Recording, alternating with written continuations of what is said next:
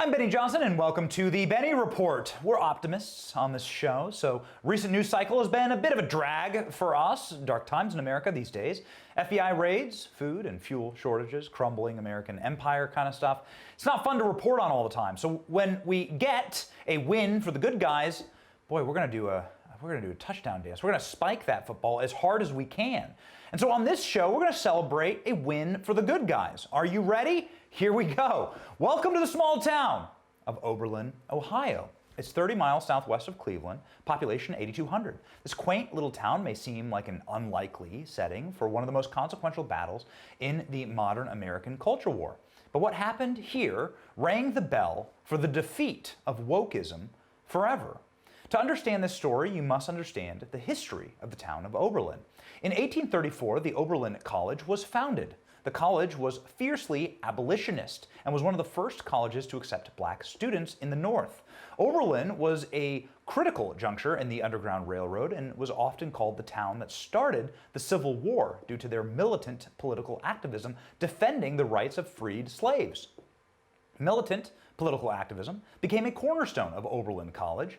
However, while the College of Oberlin became even more elitist and leftist, the town of Oberlin remained working class, small Midwest town of conservative values. This shifting political class barrier will set the stage for the most consequential cultural collision of our time. Welcome to Gibson's Bakery. Gibson's Bakery has been a cornerstone of the Oberlin community for 135 years. The small family-owned business sells cookies and rolls and glazed donuts and postcards. It's served as a favorite of Oberlin students and faculty alike for over a century. However, on November 9th, 2016, that all changed. An event occurred that would pit the two institutions viciously against each other and launch the town into the forefront of the culture war. What happened that night?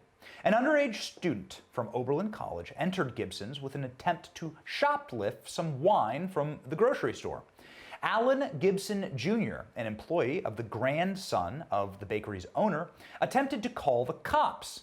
The thief smacked the phone out of his hand and ran with the bottle of wine. Of course, this is illegal. This is an underage sale. It's also shoplifting. So Alan chased after this person and confronted him in the park across the street. According to Alan, the student turned on him and violently said, "I'm going to kill you." The student was arrested by the police moments later.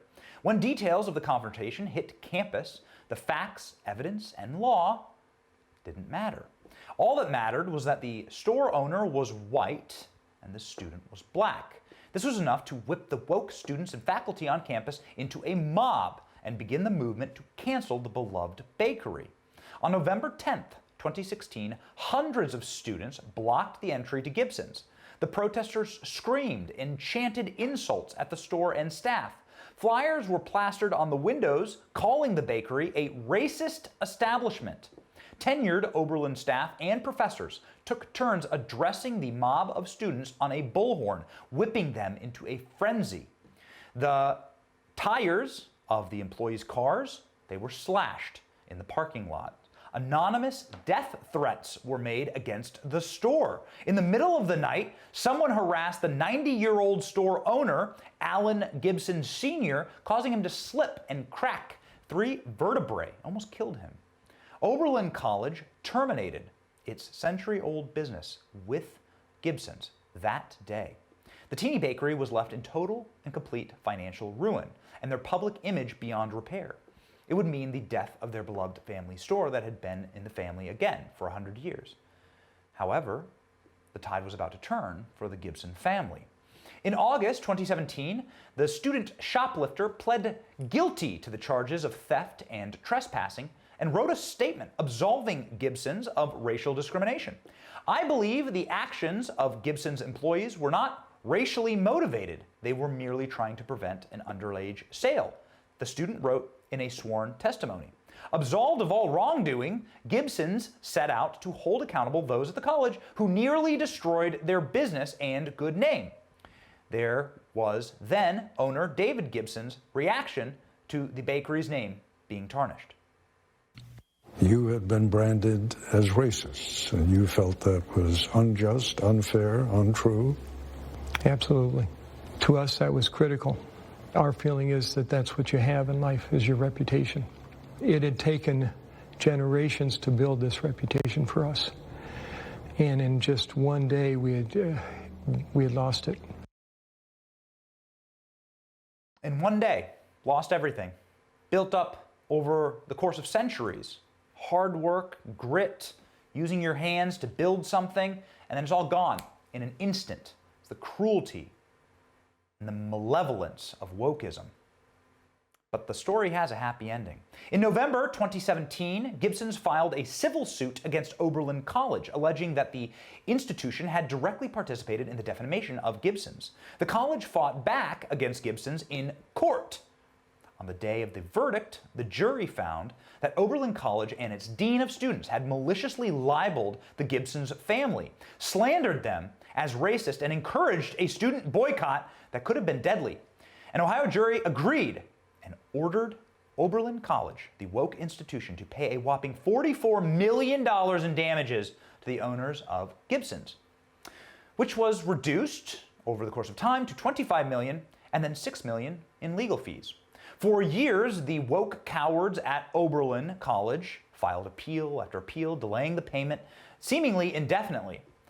However, on August 30th, just a few days ago, of this year, the Ohio Supreme Court rejected the woke college's appeal against the $25 million judgment, and last week, the owners of Gibson's finally received their $36.5 million, the payment in full, a victory over the liberal arts institution Oberlin College. $25 million plus legal fees and interest for all those appeals. The David versus Goliath defamation case, spanning years, is at its very expensive close for the woke institution. All because of a familiar rush to judgment by leftists drunk on the rabid poison of identity politics. The forces at play in the small town of Oberlin are simply a microcosm for what's happening on a large scale across the country right now. Elite versus working class, woke versus traditional values. The divide is one of class as much as it is of politics. The white working class business owners of the bakery, well, they're the bad guys in the story, right? According to the woke. The black criminal thief who committed assault, well, he's the good guy. This isn't virtue. This is just racism. It's just judging people by their race and not by their actions or by their deeds. It's not progressive, it's regressive, actually. Oberlin and the people who founded it would be ashamed. They would hang their heads if they saw this regressive racism by their current staff. And this regressive worldview that is being projected on their tens of thousands of students every single year. Well, at least it used to be illegal to teach this. There's always a price to pay for dishonesty, and this lesson shows that it is very expensive to go woke. If you go woke, you go broke. People around the country are learning this. Disney in Florida has learned a very hard lesson. Check out their stock recently this year, as has CNN, who's had to fire what seems like half their staff. Twitter is being sold for pennies on the dollar. We'll see how that works out. And the whole of Hollywood, which, with the exception of Top Gun, is just in flames.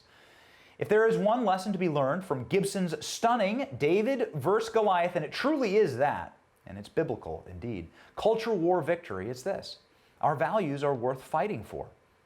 So keep fighting.